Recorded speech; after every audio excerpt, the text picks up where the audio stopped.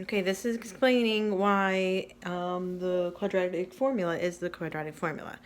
So if we follow the method of completing the square, we're going to bring the constant to the other side because that's the method we discussed in class.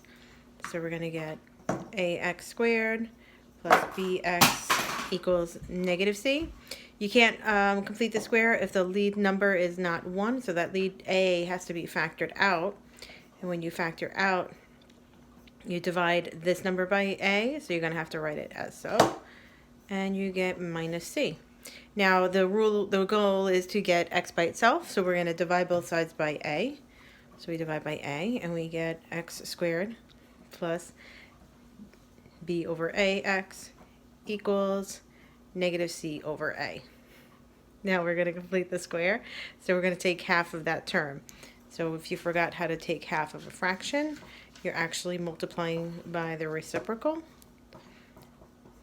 So b times 1 over 2a. So when I take half of it, I get b over 2a, positive b over 2a. And when I square it, b over 2a squared becomes b squared over 4a squared.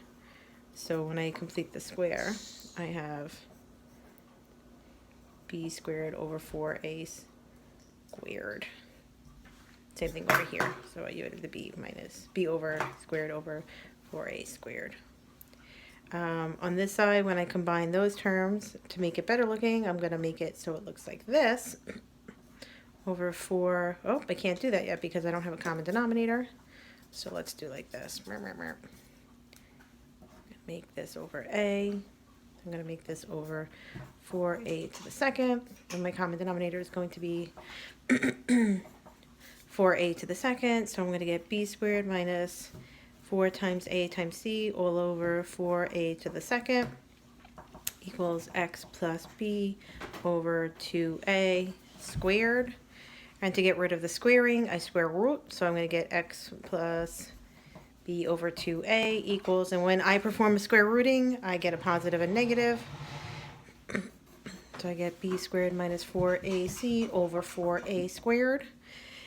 And the denominator can actually be taken the square root, so my upstairs is going to be plus or minus the square root of b squared minus 4ac over 2 times a. And you're starting to see where things are folding into place, so you get that. And then to get rid of it, you subtract this value from both sides, and you're going to get x is equal to negative b, because I subtracted it, plus or minus, I'm going to try to do this with my hands here, square root of b squared minus 4ac all over 2a. And to merge it together so that it's one united fraction, they have the same denominator, so I can write it as x equals negative b plus or minus square root b squared minus 4ac all over 2a. You will not have to do that. You don't have to do that until Algebra 2. You need to know that this exists to pass Algebra 1.